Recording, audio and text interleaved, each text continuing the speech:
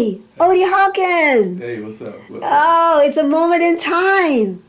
I'm aware of it. Can I I come? really am. You are? I really am. Okay. Can I come and join you? Hey, please. Okay, Yeah, thank you. with an outfit like that, Why, thank you. I would.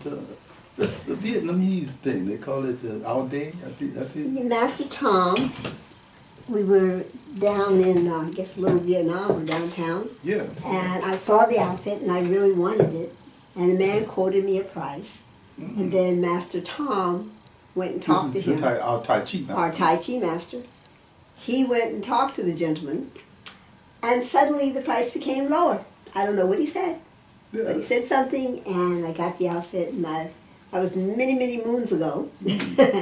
But I totally enjoy a different culture. Yeah, not only that, it looks like a free-flowing instrument. Very comfortable. Very comfortable. Very comfortable. Yeah. It's got the pants legs. And, yeah.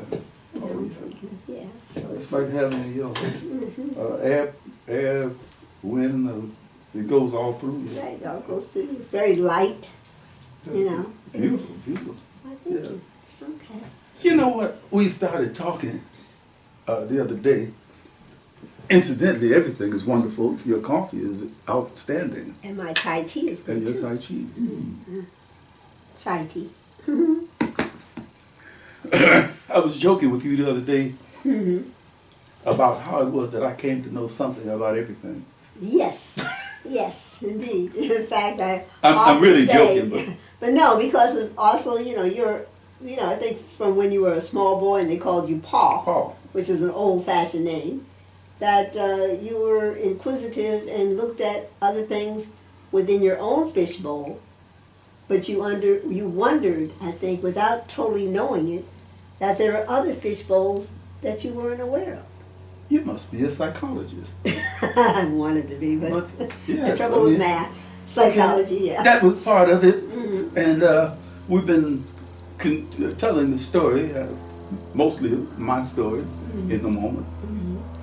But I remember I was like 19 years old, and I had left home. Basically, I left home the year before that because I was staying out too much. So my mother and I came to a deal. Amicable agreement. An agreement. Yes. My father was roaming here and there. He was a true Rolling Stone. So yes. he had nothing to do with this. We talked about him this morning. A lot about it. He had nothing to do with the decision. I made the decision. I had gotten a job. I was working at the post office.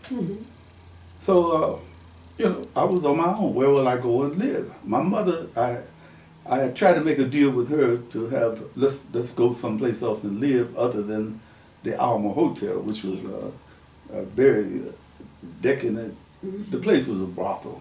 Right. I mean, who wants to live in a brothel? For real. For real.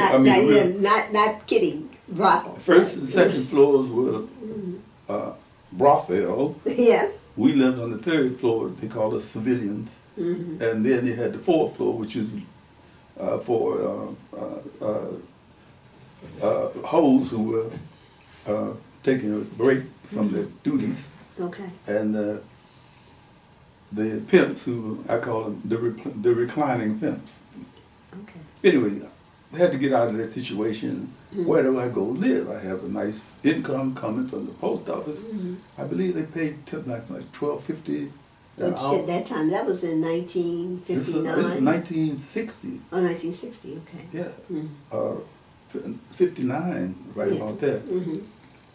Time and a half for overtime, and during the Christmas season, this is when people have sent everything. But also, this was a time before the machines. This was the a time when everything was manual. Yeah, it was. Okay, yeah. They had few machines that was stamping postmarks on the letters, but basically it was hand carried from beginning to beginning. Anyway, so I have a decent income. Where do I go to live? Somebody told me, one of my friends said, listen, they have a nice building on 61st and Dorchester. Okay. It's right across from the midway from the University of Chicago. Okay. The area was mostly student. Okay. And the rent is cheap. I believe it was, I can't remember exactly, I think it's something like $60 a month for a room. Here's the room. Nice room, a 4-story brick building at 61st and Dorchester. If they haven't become barbaric and torn it down, it would still be there. 4 stories, only men at the time.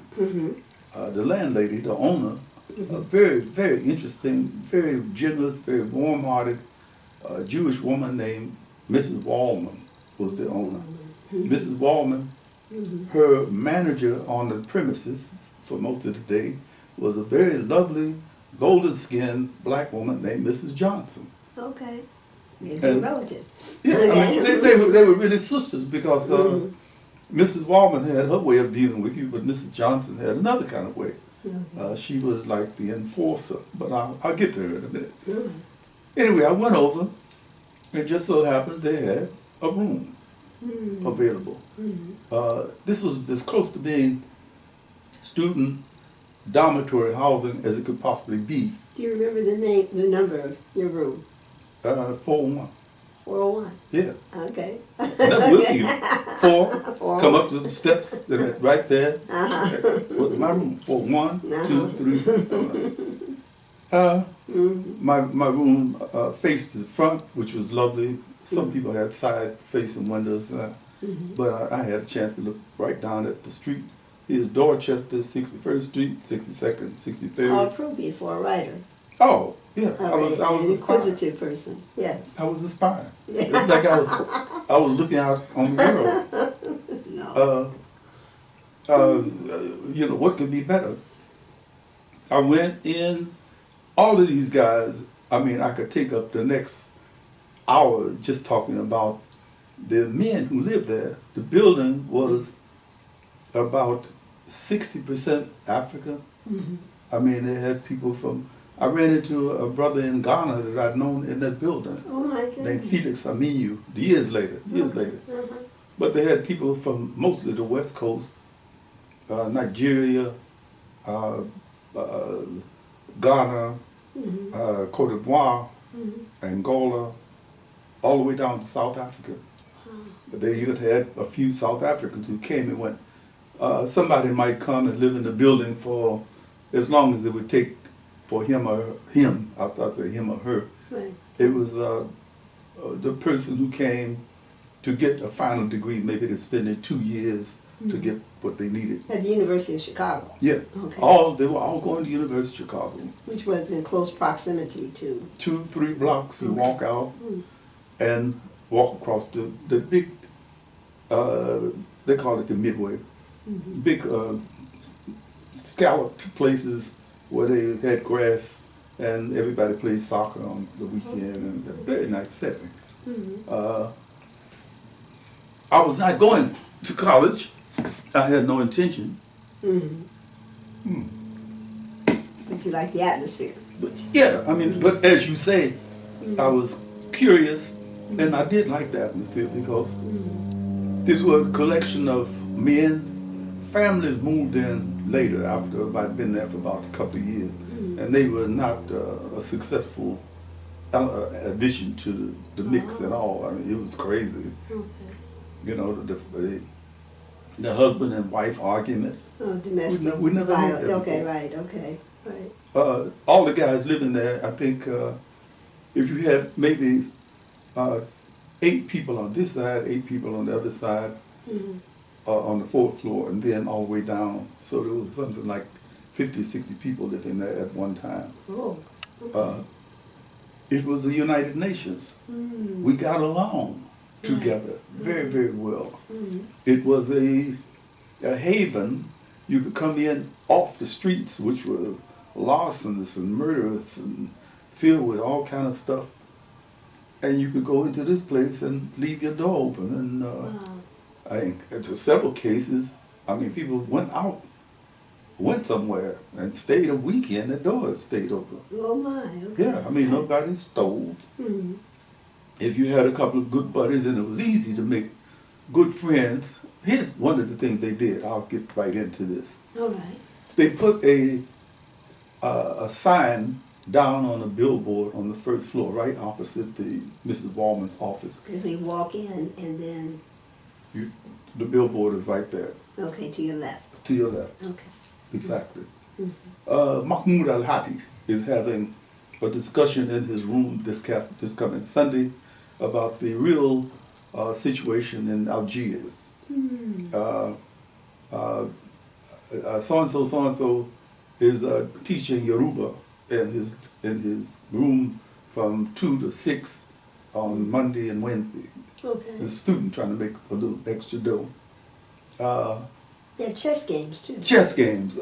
I had a chess partner named David Werner, who had been a concentration camp survivor. This guy had survived Buchenwald and Auschwitz. I gather one day you were playing chess and you happened to notice his tattoo. That's... Yeah, I didn't, a little funny guy. He was a mathematician, of course, was meant to... He always looked like he was fairly in stargazing or something. But I wasn't much better because I was stargazing too. Uh-huh. We met down in front of the billboard, Mm-hmm. and they were having chess, and he said something, this heavy German accent. Mm-hmm. Oh, you play chess? I asked him, Mm-hmm. Oh yes, I play chess. So, why don't we play sometime? They had no idea what you were getting into. Nothing. Would you believe that? So yeah, okay, when you want to do it? I said, let's do it on Sunday. I'm free. So okay, Sunday cool, 2 o'clock. Mm-hmm. Oh, you got a chessboard? Oh yeah, I have a chessboard. So at 2 o'clock, I'll take my wine downstairs to the second floor. Mm-hmm. And we're in his room, mm-hmm. and like I said, the door is open. People are passing by, Mm-hmm. And we played. Right. I think I lost after the 6th move. Okay, right. I was wondering, you really never won the game with him, did you? I tied, I believe, once in 2 years. Oh, once in 2 years. Okay, that was generous on his part. I think he was sleepy, and he was, okay. while he had his eyes closed. Anyway, mm-hmm. we played chess, and it was, it's an addicting game. I mean, yes, once you start playing, we do too. We do long get back. overdue. Yes. Yeah, okay. but though I hope Saul is playing. I hope you are. Yes, Saul. you better be playing, because when we get back after this pandemic, yes, it's going to be me and you, pal. Yes, indeed. Anyway, and Zola. Okay, but so we playing the game, and as you said, he always had his shirt on. He didn't wear short sleeve shirts, and he was doing something, and I saw the tattoo. I knew what it was. Wow. But I was curious. So you asked? Yeah, I asked. You were in the camps. So yeah, I was in Buchenwald and Auschwitz. Mm-hmm. So those are both killer camps. I mean, how did you survive? Mm-hmm. And this man, it was about 12 o'clock that night before he stopped talking. He started like a stream, mm-hmm. and he was 13 when they raided wherever he lived, and mm-hmm. I think his parents were killed immediately.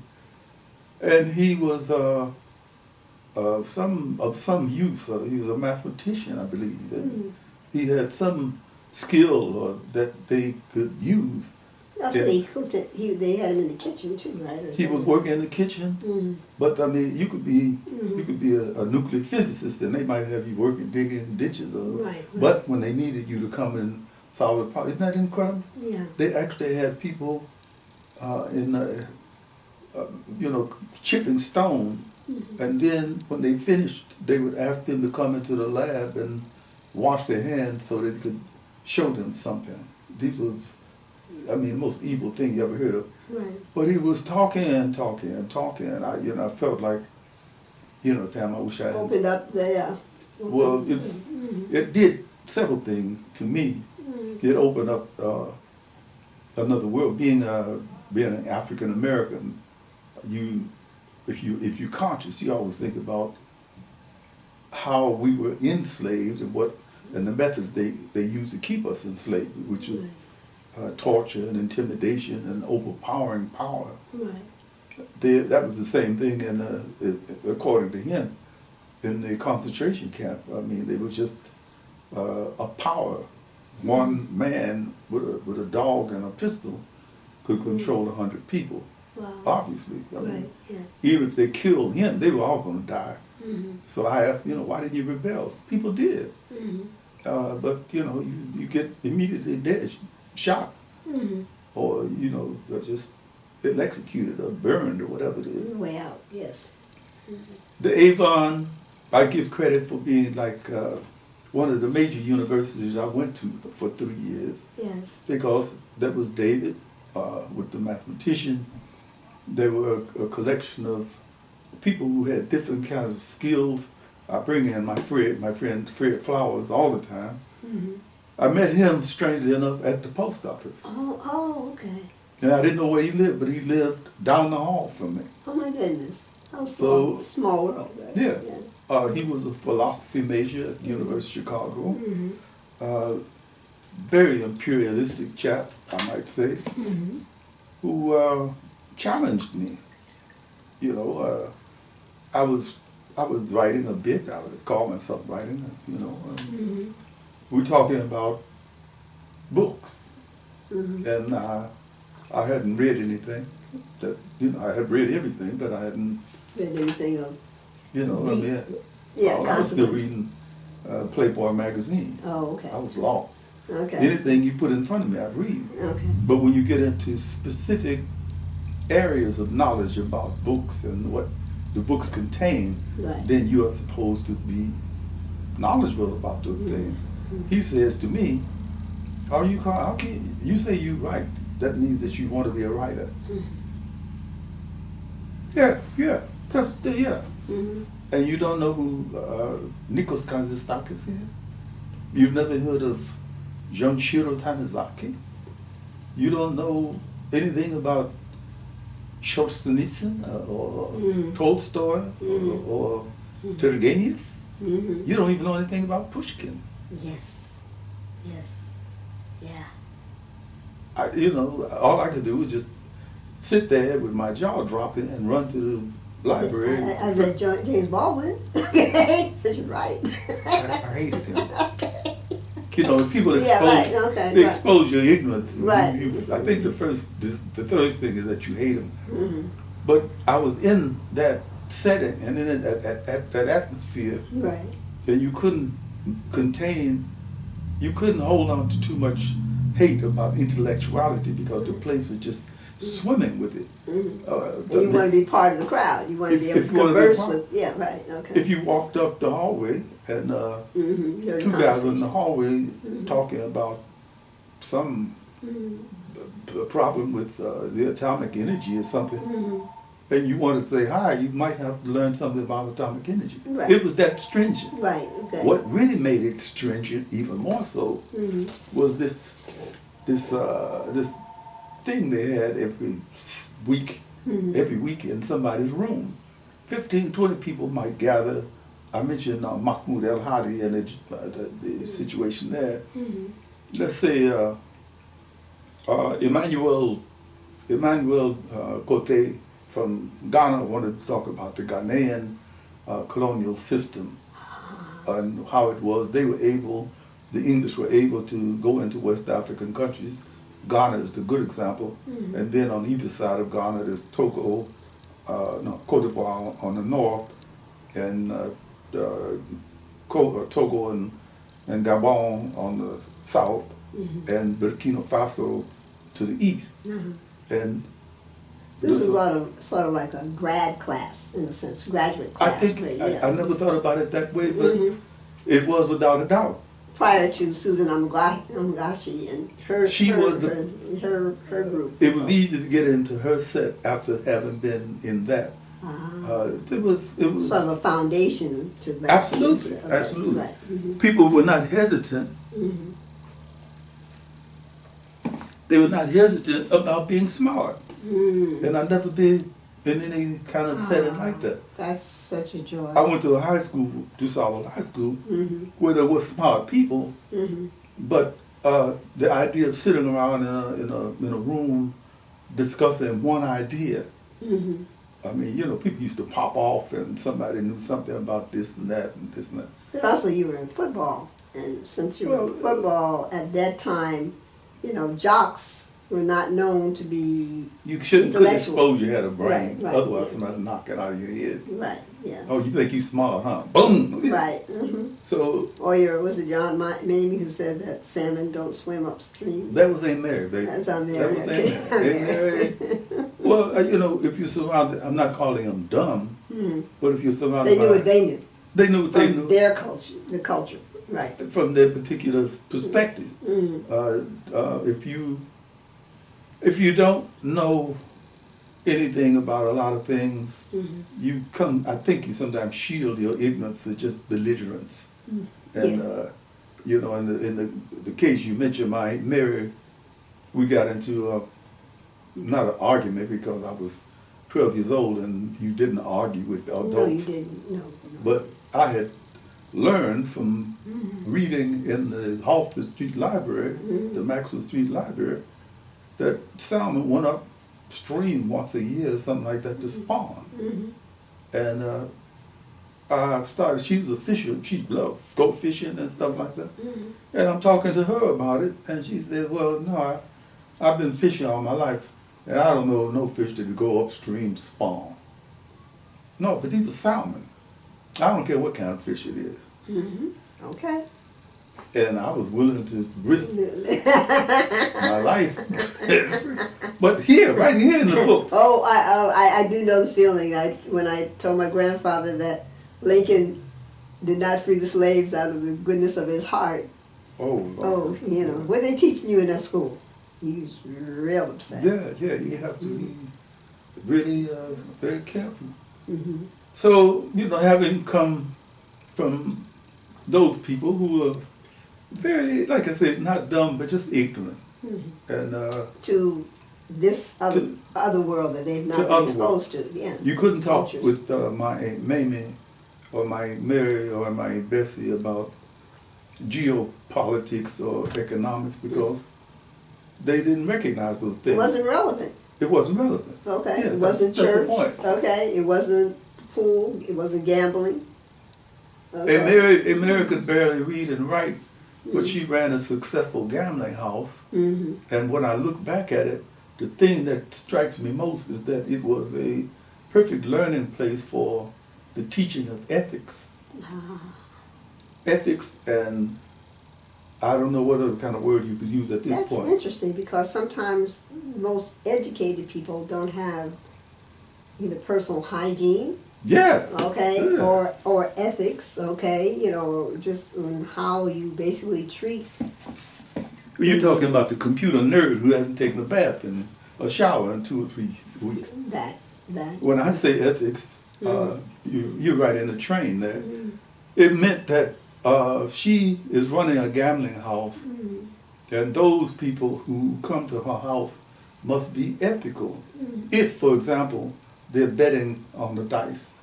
Somebody is betting $100 that this guy won't make his point. His point is 7. He has to throw the dice and have them come up 7 on the little cubes in order for him to win the money.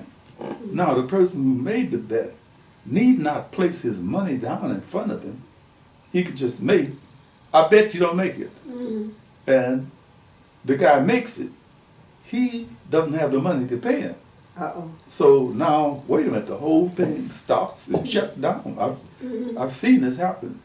So wait a minute, what you have done is made what they call an ass bet. You made a bet with the understanding that you had the money in your pocket. That's an ass.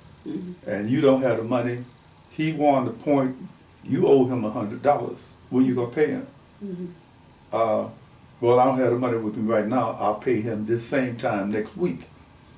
The understanding that if you don't come with his money this time next week, you can't come in here again to ever gamble in here. Aside from that, you might be assaulted. because you lied.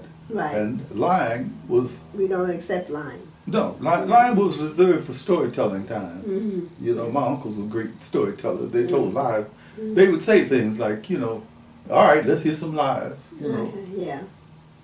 Okay, fast forwarding backwards again, here I am at the Avon, and people were intellectually ethical. Okay. So-and-so was starting to talk about something that he is going to declare is his opinion and so forth. And so-and-so said, that's not your particular opinion. That opinion was offered by René Descartes in his treatise, to be, is it, or whatever it was, you know. You couldn't claim to know something that you had plagiarized because everybody had read everything. Right, you did not plagiarize. The whole world is a stage and we are but actors upon it. That's what I feel. So who said that? Oh, I did. No, you didn't. Shakespeare did. Yes. I cannot tell you. So you'd be called out. I was called out, in, round, and about because I was a little smart ass, I thought. By this time, I had picked up a couple of books and read them. I read through them. And I can't count the number of times that the word would be, current word would be snarky. Well, Odie, it seems that you offered us an erroneous opinion about something of which you know nothing of. What? That means... Would you say Willis? What? Would you say Willis? I was at that. I think of a guy named Ray Baker. You know, he used to sit, look like a little gnome or something. He was nothing but a head. I could have smacked him. Brainiac. Brainiac. He's sitting there, and I've made some brilliant statement. 15 people in the room. You know, and if you ran the risk of speaking out loud, you should know what you're talking about. Right. They laughed at Ray Baker. They laughed at him because he quoted a line from a poem by T.S. Eliot, The Wasteland. In the poem, I think the man says, the eternal footman held his coat. He says the eternal coat held his foot. Okay. And they just joked him. Right. You got that wrong, Ray. This same guy I'm talking about, who was a little nerd. You ever hate people? You know, I hated him. Well, because he was so smart and you wished that you had a piece of that knowledge. Yeah, but all I could give him credit for is this: you don't know anything. You just read a lot of stuff. So he inspired you. But he inspired you. He inspired. Okay. When he said, as he did a couple of times, well, I see that Odie has misspoke again. And I would like to suggest one thing. If the extent of your contribution to the conversation is going to be misspoken words grasped out of sheer ethos, why don't you just stop? Wait a minute. He's over there, I'm over here, right? You say, what did you just say? Just shut up. I mean, why should I shut up? Because you're not saying anything of any value. Whoa. Oh, okay. You couldn't get so, the minute you couldn't get up and become belligerent because there were people, oh man, this is a discussion. But that's so in tune with so many cultures, like the indigenous people of America. Yes. Americans, that if you don't have anything to say, don't talk. Don't talk. Yeah. Okay, if you don't have nothing to contribute, a variety of cultures feel that same way. And I think before we were brought here, our people, if you have something to say, fine. If you don't have anything to say, just enjoy the quiet.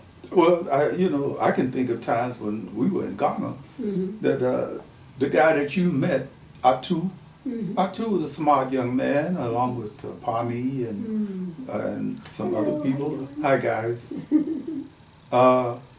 They were I think in their 20s, something like that. And they might be present at a conversation that's happening in the Shalizar bar, where people drank a little beer and had discussions. The owner would not allow political discussion. It was sign on the wall. No political discussion. Or religious. On the wall. On the wall. No political or religious. Or religious. You're right. No, they didn't have to say religion because nobody seemed to want to touch that. But if you had an opinion, you could discuss. You could talk about it.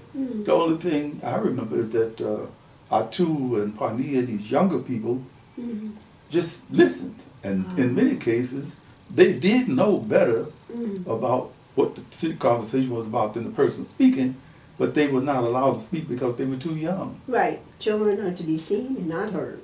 But these were 20-year-old men. Children are to be seen and not heard. Up to a certain age. Don't shut them down completely. No, that's true.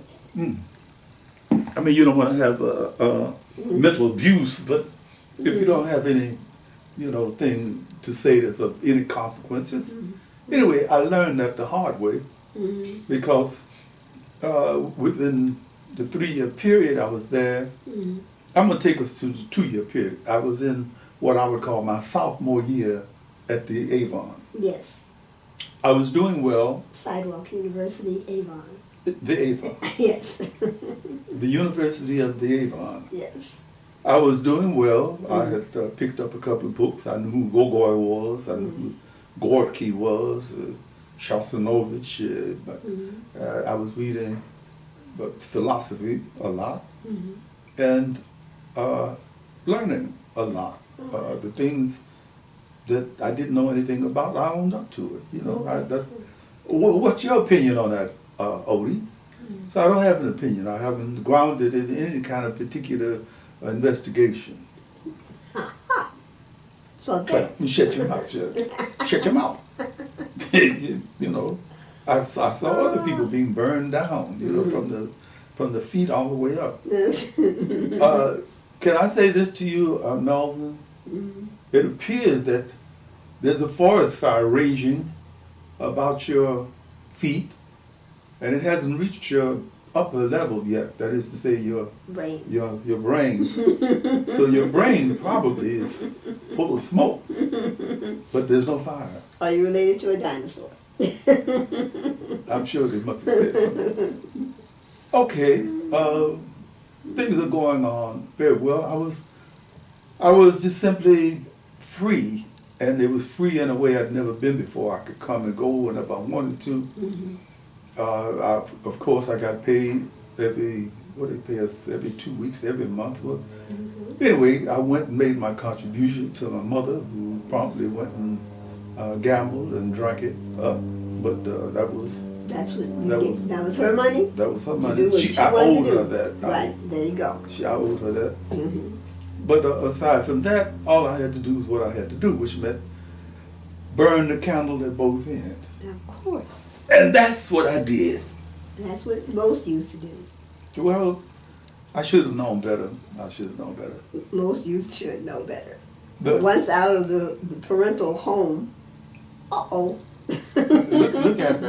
I looked up at one point. I got off from work at 12 o'clock. It was in the summertime, I remember. This was like in the beginning of the 2nd year in the Avon.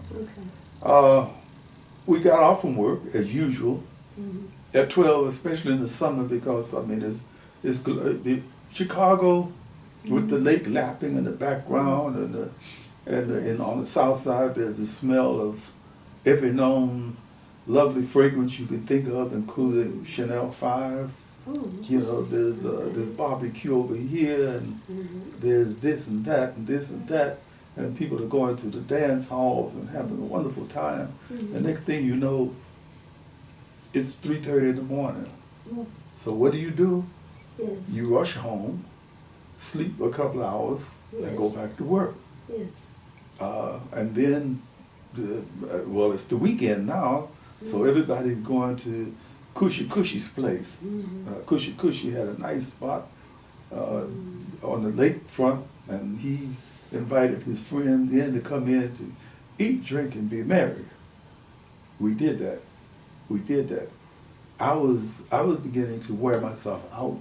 And on this occasion, you sit up at a case in the post office with all of each one of you had a state. I had the state of Tennessee, and each one of the major cities and the small cities, Fayetteville, Memphis, Nashville, blah blah blah blah. Right.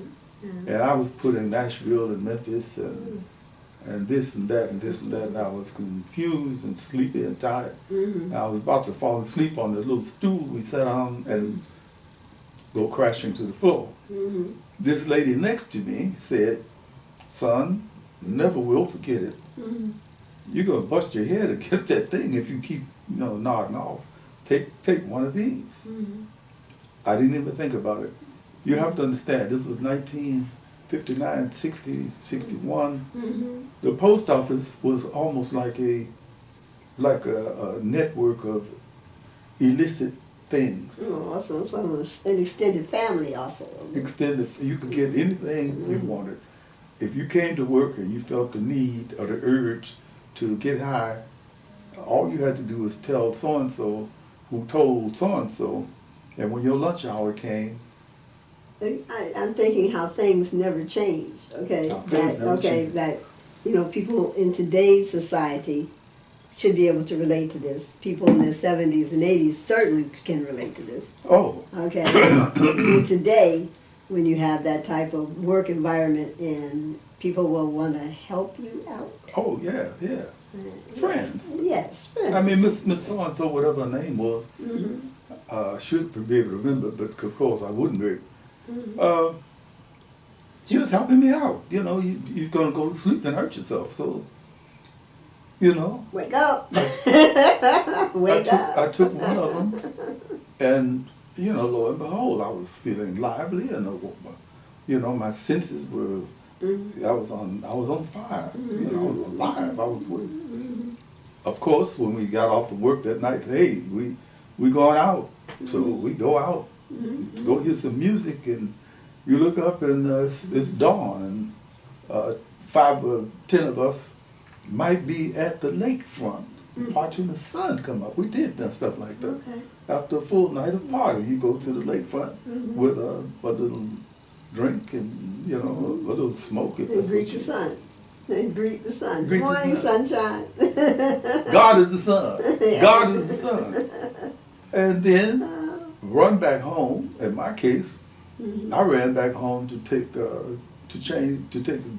a bath and change clothes because there was no time to really go to sleep because I had to run a few errands and do this and that before I went back to work. And so here I am back at work again, almost about to knock my brains out, and Miss so-and-so said, "You want another pill?" Yeah. Matter of fact, could I? Just so happened this lady had a niece Who was working and she had access to the network, Her niece worked at Western Memorial Hospital. And she said, well, I use these things to keep weight. A lot of women were taking things like that. Matter of fact, if you study the components of a lot of diet medicine, it has something in it. So I wound up buying a jar, a mixture of 1,000 dexedrine tabs. I never slept. I ran from place to place. I couldn't wait for the bus to come. I couldn't wait. People used to tell me, we saw you running. I beat the bus to the corner, and then on my way to work, get to work, and clock in. I hate to think about it. Yes. I was in such a hurry that there were many days that I would actually run upstairs, put my stuff in my locker, whatever it is I had, and go right to my workstation without punching in. Okay. So I look up and my paycheck is $8.60 It's short 32 hours short. Because you forgot to punch in. And I forgot to punch in. As you were busy. Mm-hmm. You know, they got to the point where my supervisor, people like this, you know, Hawkins, did you punch in? Yeah. Oh, okay, so now I didn't punch in. I got to go and I'm being docked for a whole hour because I've been working for an hour, but I hadn't punched in. But I gave up a lot of free time. I'm running all over the place. I'm by now one of the fastest, most inefficient workers they have. I was the official terrible worker, man. You know, the post office. You had your days, but not. Well, you know, very few. I mean, I was like DeJoy on steroids. You know, well, it's hard to work efficiently. Yeah. Well, it's hard to work efficiently if you're, well, you know, under influence of anything. Well, meanwhile, I'm perking up more and more at the Avon things. I tell you too, being in the vicinity of a major league university was also something else, because we actually went to classes. Somebody says, "Hey man, you ought to hear this guy talk about Indian music." Oh, really? Who? A man named Ravi Okar or something like that. Ravi who? Ravi Shankar. Yeah. So we go, and Ravi Shankar is giving a speech. You pay $2 to get in, and look around, and every Indian on the University of Chicago campus is there. So what is this? Of course. And he's explaining. Auspicious occasion. Yes. Yeah. One little section of his talk I remember, even before I heard him play, had to do with shrutis.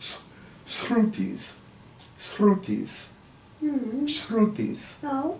Can you say it? Shrutis. Good. Okay. Okay, what is a shruti?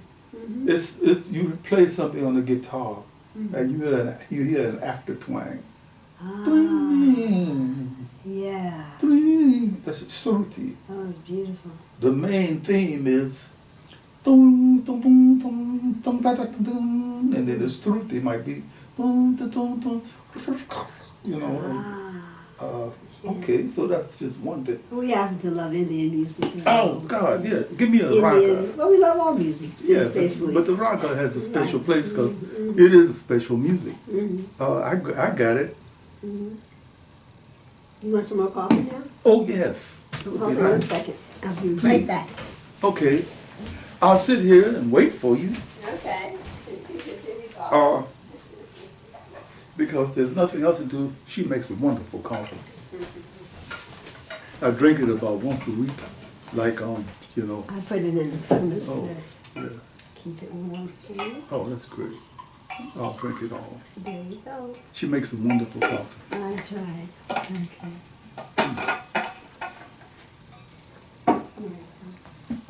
I can remember walking through the corridors of the University of Chicago, and I'm hearing somebody speak about something or other. I look in the door, and there's this very distinguished African-American man standing up giving a talk in Croatian.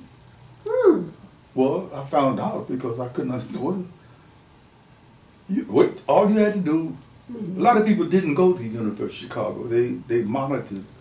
But you could monitor classes. It was the thing where you just go in. If you were able to get hold of the what do you call it, the syllabus? No, the catalog. The catalog. Schedule. Yeah. The schedule.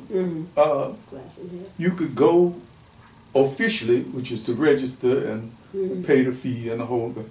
But if you knew what time the class was happening, there might be 3 people in the class, and the instructor was glad to see another face. Right.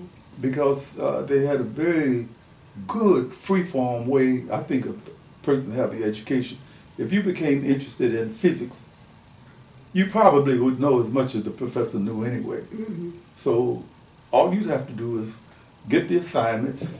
The Socratic methods. Ahead of time, the Socratic. And do what had to be done.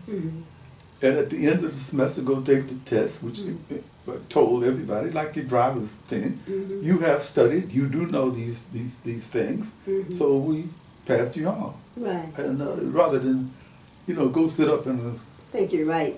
Hummingbirds outside. Yeah, you see him? He's right over the street. You wouldn't have to go and suffer through some dull guy talking about something you could read about, so they did that.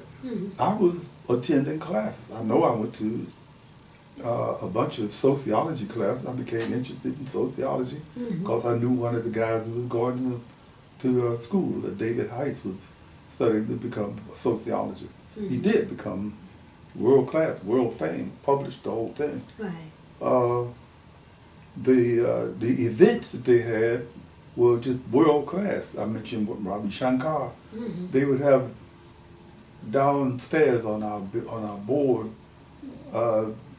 Ali Akbar Khan is coming to Royce Hall. I mean, that's whatever they call the hall there. Right. And it was cheap. And at the time, we would smoke as much weed as we could possibly smoke. So we get high and go and absorb Indian music. Wow. And that's where that started. I'm going to go on to part 2 of this because you can stay in Avon for a long time. Yes. In the middle of all this joy and happiness and freedom, I was suddenly approached by the United States government. Oh, them. It was 1962. Well, do you want to talk about that at another moment in time? Or? I'm going to give it now so that we can go on past that. And I had a picture of yours that I was going to bring out, but I think that's okay. Okay, well, we can start off next time showing the picture, but I got to get this off my chest because I understand. When you've been living this wonderful, groovy life, and somebody approaches you and says, "Stop that." This is the era of the draft. This is the era of the draft. And so it was the era of the draft, and I've timed it almost perfectly so that it's 12:30 now. I was going to talk about the Avon for half an hour, and I've done. It's time for me to transition on to more negative places. I'm having a ball, and I get this letter that says, "Come, we need you." All the people I knew, I'm thinking of my friend Virgil Pumphrey, for example, who played with Sun Ra for a long time. As his real name became that Shlomo ben Shlomo. Gotcha. He says, "Hey, there's different ways to get out of this if you will put some pink panties on." And so, man, come on. I'm not going to go that route. But I will do this. I'll leave. I'll escape. I'll leave Chicago and go to the West Coast and hang out for about 6 weeks. I would get a leave of absence from the post office, and then they won't be able to find me. Right. So talking about the U.S. government. Well, this is how naive I was. Naive, trolling. Yeah. All I have to do is leave this jurisdiction, and okay, what happens? I'll take the 6-week leave of absence, 2 weeks, 4 weeks, whatever it was, and if they skip past me, then I'll come back and I'll just reinstall yourself. I was a regular working at the post office then, so I had a little tenure. I had some understanding of how things worked, and I took my dexies and came to L.A. To stay with a friend of mine. I told him, I'm hanging out for a few, no problem. He worked at the post office and loved it, but he worked at the Beverly Hills post office. It was a very different thing than working downtown. In the basements. But at the time, working at the post office was somewhat lucrative, but the dullest kind of thing you could imagine. You sit especially for a writer. For anybody. Well, some people love it. If you got a little imagination, to put you in front of a case, say, I used to put Alabama into Alaska just to see what would happen. You know, and a lot of the misdirected mail that you may not have received might have been my fault, but that's why I say whenever he complains about the post office, he's the last person in the world. No, I don't give anybody any grief. The only thing I know is that they need to have DeJoy out before he wrecks the whole thing. So there I am. I thought I was safe, but you also have to leave a forwarding address. And here's how they found me, because I worked for the government. Yes. I didn't think about it like that. I'm working in the post office. They got all of me, you know, got a trail that leads wherever I go. Exactly. So I looked up one day and they called me down to 9th and Figueroa, wherever it was. And I was given this examination: stick out your tongue, pull your pants down. Okay, you're okay. Okay for what? For duty. What? Me? Okay. Do you know what I've been doing? I know I got to have a pulse. So you got a good strong pulse. That's great. What about my heart? My heart sounds like a Congo drum or something. That's really great. By this time, I was up to about 5 or 6 dexies a day. Right. Yes, indeed. I had to have that speed because that's what I needed. Okay. Because you were burning the candle at both ends. Still, yeah, I was all over the place. So you're saved by the U.S. Army. You know, I looked up, and it was almost a surreal experience because, first of all, I never liked being dressed like everybody else. Yes. You know, everybody has Like their own style. Yes. I do remember when Russell enlisted, I happened to go online, and there was one man who said that he thought they should go back sort of to the Eisenhower jacket. Yeah, yeah. Okay, and he said that, isn't it time that you change the uniform so it's more fashionable? And he was told, you just got in. I think he enlisted himself. Okay. That you should keep your mouth shut. Yeah, you must keep your mouth shut, because you should not be talking. Yes, okay. You do not come in and try to change anything. Anything. Okay. Which brings me right to the point where I was at. I was inducted. I was taken to Fort Ord for basic training. Well, now, okay, I have about 15 dexies left, and I realized a piece of cake.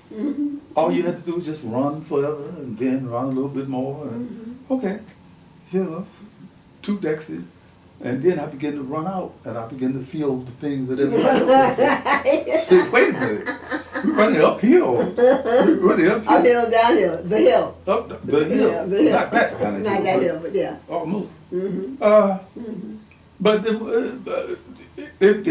it wasn't so, I hadn't smelled fresh air in years. And here we are at Fort Ord, right on the Monterey peninsula, right on the coast.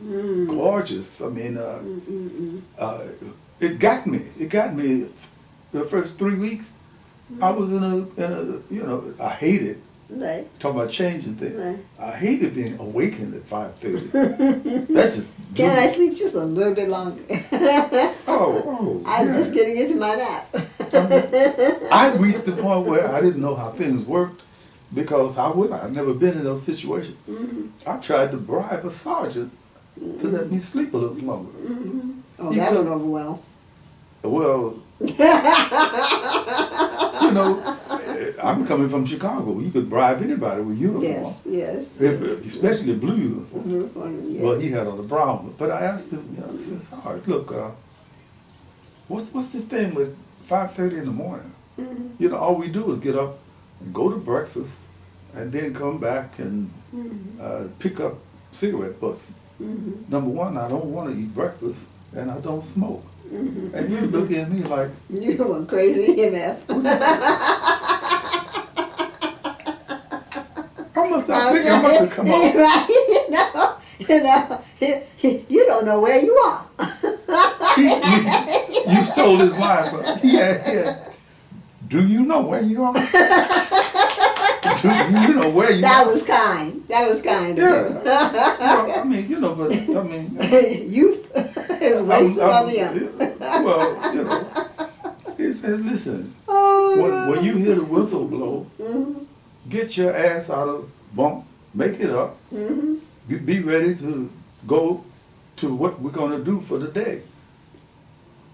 What if I didn't want to do it? So, no, you can't have that option. Thank you. This is the army. You this is not a you must do what democracy you're told. Whoa! So this is the way it is, huh? Yeah. This is the way it is. And you soon found out. All right. That 6 weeks, what was it, 6 weeks, 8 weeks? Went by in a blur because most of the time I was sleeping. One of the sergeants had coined a nickname for me. He called me Fuzzy Eyeball. Fuzzy Eyeball. Hey you, with the fuzzy eyeballs, come over here. Don't you see that bubble gum wrapper down there? So I don't chew bubble gum. Pick that up. Why should I be? And then I would say they put you in jail for insubordination and stuff. Pick it up and go take it and put it in a can and all that. Right. Wasn't so bad. But then they decided that I was quartermaster material. What is a quartermaster? You distribute supplies out of the supply room. I thought, hey, wait a minute. And we're going to finish that on the next moment in time. Okay. Okay. Thank you very much But as you for can see, joining us. it was going on. And the many adventures. And, just the opening up of cultures. Okay? Because... Is that what you want to call it? Well, oh, I see. Yes, okay. Cultures, okay. The army or culture? Oh, yes. DeSapio. Oh, well. Okay, so you met regulars, you met all kind of people. maybe one of my relatives, Phil Pott, hello. Okay. Yeah, I knocked his tooth out. Yes, okay, don't know about that. And so, because you came from wild circumstances. Wild circumstances. Just feral. Yes, okay. And you didn't know anything about, maybe you saw Asians or... Yeah, you got a point. You got a point because we can carry on a little bit more about that. Black guy from Belize, for example, became one of my good friends, and I couldn't figure out that. There was a young Jewish guy from somewhere, Lithuania or somewhere. We became good friends because we always met at the library and we were trying to get the same book, Okay. So, in that sense, you're absolutely right. Yeah. I had some kind of introduction to other people in the Avon, right? But it wasn't like that kind of interaction you get where you're shooting rifles off next to each other. Personal, yes. Yeah, taking showers behind each other and so forth and so on. Yeah. So, we can continue this. Yes. I hope you will join us in the next moment in time. The next moment in time. Yes. Is the next moment. All right. Thank you so much. You're quite welcome. And you're absolutely gorgeous outfit on. Yes, and it's my hope and prayer that people will stop hating cultures they don't know. From African Americans, blacks, whites, Asians. Everybody. Everybody. How about that? Everybody. Stop hating. Stay human. Ashe. Ashe indeed. Thank you. Thank you for joining us. Thank you for joining me. See you in the next moment in time. Hey. Okay, and I'll see you with Barnabo soon. It is.